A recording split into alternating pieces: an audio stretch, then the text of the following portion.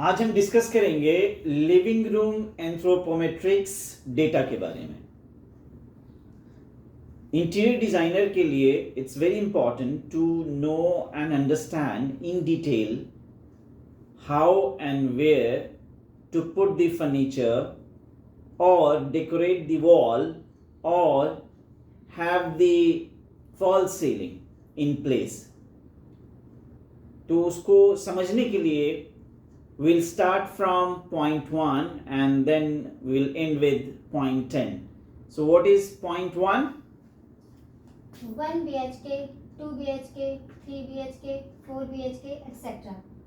Penthouse, villa, duplex, triplex And fourplex. इन सब जगहों की जो आप ये जो बता रहे थे, ये सारी जगह जहां पे एक इंसान रह सकता है, ये ड्वेलिंग यूनिट्स के नाम है। किसके नाम है? ड्वेलिंग यूनिट्स के नाम है। तो ये पॉइंट ये बता रहा है कि size of the living room depends on dwelling unit. अगर आपका ड्वेलिंग यूनिट छोटा है तो लिविंग रूम भी छोटा बनेगा। अगर आपकी ड्वेलिंग रूम लार्ज साइज में है, dwelling unit means the whole floor, the whole building which you occupy. Yes, sir. तो हमारा लिविंग रूम लार्ज साइज में होगा, क्योंकि अगर स्पेस ज्यादा है तो लार्ज साइज बनेगा। Yes, sir. ठीक। पॉइंट नंबर 2, अगर लग्जरी यूनिट है, आपके पास में लग्जरी साइड की रेजिडेंस है, रहने की जगह है, then Requires more spaces. Yes, तो लिविंग रूम को हमें ज्यादा स्पेस देना होता है। Yes, sir. एक यहाँ पे मैं एक चीज और बता दूं, अगर फैमिली मेंबर्स ज्यादा हैं, रूम्स ज्यादा है, तो लिविंग रूम का साइज प्लस होता जाएगा। Yes, sir. तो अब बात करेंगे थर्ड पॉइंट पे कि मिनिमम साइज स्टैंडर्ड एक लो सेगमेंट में जो स्टैंडर्ड है वो कितने स्पेस में लिविंग रूम को बनाना चाहिए। So let me know. Minimum size of living room 180 square feet approx. Okay, 200 square feet preferably. So लगभग 200 स्क्वायर फीट स्पेस तो कम से कम होना ही चाहिए, Yes, right? sir. Yes, sir. अब कोई कहे कि नहीं ये तो लग्जरी यूनिट बना रहा हूं, तो ये तो 600 स्क्वायर फीट भी हो सकता है। Yes, sir. क्यों? क्योंकि लिविंग रूम में एक कॉन्सेप्ट है primary lounging area and then secondary lounging area. Yes, sir. तो एक फॉर्मल तरीके से सिटिंग बनाई जाती है, क्लस्टर बनाया जाता है, आप दिखा सकते हैं पॉइंट नंबर 7 में। Yeah. और दूसरा इनफॉर्मल सिटिंग भी होता है एक ही लिविंग रूम में। कई बारी देखा गया है कि एक कॉन्सेप्ट है जिसमें living room and family room की सेग्रीगेशन एक ही हॉल में करी जाती है। Yes, sir. एक साइड को लिविंग रूम, दूसरे साइड में family room, family area, Yes, sir. जो फैमिली मेंबर्स के लिए। अब हम डिस्कस करेंगे point number 3। Space consideration. Okay, point number 4, space considerations Yes, sir. Furniture, cluster area, circulation area, activity area, और clearance. or doors, windows and furniture. Clearance of doors, Windows, furniture. Yes, sir. Space considerations में सबसे पहले हमें देखना होता है furniture cluster. Cluster क्या है? पॉइंट नंबर 7 पे दिखाएं। इसमें 3 सीटर सोफा है, 2 सीटर सोफा है, सेंटर टेबल है, 1 सीटर है, कॉर्नर टेबल है और साइड टेबल है। ये कंप्लीट चीज क्या कहलाएगी? क्लस्टर या ग्रुपिंग। Yes, sir. तो फर्नीचर क्लस्टर को कंसीडर करना है। This is the first consideration for the designer कि जितना स्पेस हमारा फर्नीचर क्लस्टर ले रहा है उसको तो देना ही है। Yes, sir. यहाँ पे एक और कॉन्सेप्ट आता है कि अगर आपको पता है फर्नीचर का साइज, स्टैंडर्ड साइज या the size you are going to use in your living room, तो आप इसके थंबनेल बना सकते हैं। थंबनेल मीन्स आप इनके sizes plus clearance plus circulation इसको ऐड करके एक्स एक्सिस पे एंड वाई एक्सिस पे स्पेसिंग निकाल सकते हैं। इससे आपको ये पता लग जाता है कि इस पर्टिकुलर लिविंग रूम का साइज क्या होना चाहिए। जैसा कि पॉइंट नंबर 3 में हमने डिस्कस करा कि 100 square 180 square feet Yes, sir. To 200 square feet area या प्लस में हम लिविंग रूम को लेते हैं. Best way to counter the problem of deciding the living room area is to make the thumbnail sketch Yes, sir. by first deciding the number of furniture to be used. उसको x axis पे add करते जाएंगे और y axis पे add करते जाएंगे, जिसमें तीन चीजें लेंगे हम. फर्नीचर क्लस्टर, दूसरे नंबर पे सर्कुलेशन एरिया एंड एक्टिविटी और क्लियरेंस. इन तीनों से ये डिसीजन लिया जा सकता है कि कोई भी लिविंग रूम का साइज क्या होगा. Yes, sir. तो बेस्ट ये रहेगा कि पहले आप डिसाइड ना करो कि लिविंग रूम का साइज क्या हो. पहले ये डिसाइड करो कि आपको क्या क्या रिक्वायरमेंट्स है लिविंग रूम में, फर्नीचर के Yes, sir. या एक्टिविटी करने के या सर्कुलेशन के. ये तीनों चीजें डिसाइड करके आप थंबनेल बना के देन टोटालिटी पे पहुंचे कि हमें लिविंग रूम में इतना इतना स्पेस रिक्वायर्ड है. That's the best way. Yes, sir. ये जो आपको पॉइंट नंबर 3 में हमने डिस्कस करके बताया, ये एक जेनरिक अंडरस्टैंडिंग है. Yes, sir. कई बार क्या होता है, जो बिल्डर फ्लोर्स होते हैं वो एक कॉन्सेप्ट पे बना जाते हैं कि हाँ एक स्टैंडर्ड साइज ले लेंगे हम, इसका इतना, उसका उतना, बेडरूम का इतना, किचन का इतना, लिविंग रूम का इतना. लेकिन best possible way of designing is by going through the method of thumbnail. ये इंटीरियर डिजाइनर का काम है. पहले वो थंबनेल बनाए, साइज डिसाइड करे, देन आर्किटेक्ट को ये पास ऑन करे कि ये स्पेस रिक्वायर्ड है हमें. Yes, sir. सो अगर कोई भी स्पेस कोऑर्डिनेशन में डिजाइन हो रहा है, पहले इंटीरियर डिजाइन कर रहा है, डिजाइनिंग इसको, देन उसको आर्किटेक्ट को डेटा दे रहा है, then best outcome will be for that particular residential space. Got it? Yes, sir. चलिए, तो अब पॉइंट नंबर 2 को मैं बताऊं, सर्कुलेशन एरिया क्या होता है. सर्कुलेशन एरिया वो होता है जब आप एंट्री से अंदर की तरफ आते हैं रूम में, और वहां से आप ये चीज आप दिखा सकते हैं पॉइंट नंबर 9 के नीचे. यस, एंट्री है, एग्जिट है. Yes, sir. सो ये जगह एग्जिट का है, एंट्री का है, वो सर्कुलेशन एरिया हुआ. Yes, sir. सेकेंडरी सर्कुलेशन होता है जब वहां से आप टर्न करके विंडो की तरफ आ रहे हैं. ये भी एक सर्कुलेशन एरिया है. मींस ये दोनों एरियाज बिल्कुल ऑब्स्ट्रक्शन फ्री होने चाहिए. Getting my point? Yes, sir. So circulation area is nothing, it's all about the space where people are going to move from one point to another point, from one room to another room, crossing through the living room. इसको traffic area भी कहा जाता है, जहां से लोग आए और जाएंगे, जाएंगे. आएंगे और जाएंगे. ठीक. Yes. थर्ड पॉइंट है activity area. Yes, sir. Activity area में क्लियरेंस. क्लियरेंस को दो तरीके से समझा जाता है.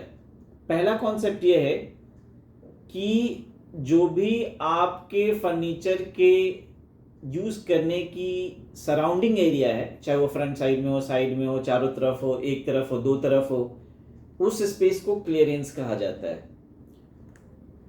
और क्लियरेंस का एक और कॉन्सेप्ट है कि ह्यूमन डायमेंशंस है, जो भी उसकी हाइट, उसकी गर्थ, उसके स्ट्रेचेस, हैंड स्ट्रेच करे, लेग स्ट्रेच करे, Yes, sir. तो कितने एक्सटेंड तक कर सकता है. अगर आप हाथ फैलाते हो, हाथ को ऊपर लेके जाते हो, लेग्स को स्ट्रेच करते हो, एल्बो कितने स्पैन तक लेकर जाते हो, ये भी क्लियरेंस होता है. अगर बुकिश कॉन्सेप्ट से चलें तो जो ह्यूमन डायमेंशंस के बारे में जो बता रहा हूं उसको क्लियरेंस कहते हैं. लेकिन मेरा मानना है कि क्लियरेंस फर्नीचर के आसपास के एरियाज को भी कहना है. सो क्लियरेंस दो तरह की चीजें हुई. तो क्लियरेंस में ये ध्यान रखना है कि डोर्स को ओपन शट करने के लिए या विंडोज को हमें स्पेस रिक्वायर्ड होता है. जहां डोर्स है, विंडोज है, वहां फर्नीचर हम नहीं रख सकते. Yes, sir.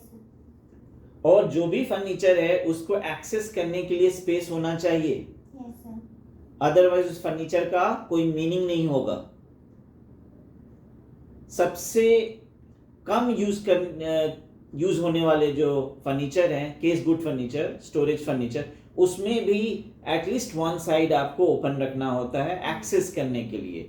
So access area, access space surrounding the furniture is clearance. Got the point? Yes. Now we'll discuss about point number 5. Conversation distance. So conversation distance का मतलब है कि एक पॉइंट से दूसरे पॉइंट तक स्केच में हम देख सकते हैं, Yeah. हाँ, एक इंसान के हेड से दूसरे इंसान के हेड तक की डिस्टेंस 10 10 फीट feet. होना चाहिए, Yes, sir. प्लस माइनस हो सकता है। ये डिपेंड इस पे भी करता है कि स्पेस कम है तो ये कम होएगा, स्पेस ज्यादा है तो ये ज्यादा हो सकता है, Yes, sir. लेकिन बहुत ज्यादा नहीं होना चाहिए। इसको समझने के लिए किसी और वीडियो में हम डिस्कस करेंगे कॉन्सेप्ट ऑफ प्रोक्सिमिटी। ये बहुत इंपॉर्टेंट है, इस पे साइकोलॉजिकल स्टडीज हैं जिसके बारे में हम डिस्कस करेंगे नेक्स्ट वीडियो में। Yes, sir. पॉइंट नंबर 6 को अब हम डिस्कस करेंगे सिंगल सोफा। Single sofa. इसकी डेप्थ होनी चाहिए 3 feet, विड्थ होनी चाहिए 2 feet 6 inch. आप स्केच में दिखाइए। ये रहा, ये डेप्थ है 3 feet, यहाँ से यहाँ तक होनी चाहिए, यहाँ से यहाँ तक. ठीक, और विड्थ ये- हुआ ऐसे, Yes, sir. ऐसे, ऐसे में. हाँ ठीक है। और सिंगल सोफा है तो ये मस्ट है, लेकिन ये सिंगल सोफे का डायमेंशन नहीं है। सोफे पे इंसान बैठा हुआ है, means single sofa lounging stretch और leg stretch Leg with stretch. Person yes, sir. Plus person, it's Yes. Written there. अब बात करेंगे लाउंजिंग स्ट्रेच कितना होना चाहिए। 4 feet 6 inch. आप वहां दिखाएं, वहां से लेकर वहां तक, वेरी गुड। लेग और स्ट्रेच यहाँ से लेके यहाँ यहां तक कितना होना चाहिए। 5 feet 6 inch. ठीक है, अब हम नेक्स्ट पॉइंट के बारे में बात करेंगे। अगर डाइनिंग एरिया आ रहा है आपके लिविंग रूम में, Yes, sir. ये ज्यादातर अपार्टमेंट्स में होते हैं, छोटी जगह में जहां पे आपको फ्यूज करना पड़ता है, वॉल के स्पेस को सेव करना होता है, सर्कुलेशन की डिमांड ज्यादा बढ़ जाते हैं ज्यादा नंबर ऑफ रूम्स होने की वजह से। Yes, sir. तो उसको मिटिगेट करने के लिए हम फ्यूज कर देते हैं dining area plus living area. Living area. लेकिन mind it, dining area totally separate होना चाहिए लिविंग एरिया से। Living area से. एक साइड को ये तो दूसरे साइड को वो, ऐसा ना हो कि सेंटर में आपने डाइनिंग एरिया दे दिया और चारों तरफ लिविंग एरिया दे दिया है। हमेशा ये साइड बाय साइड होना चाहिए।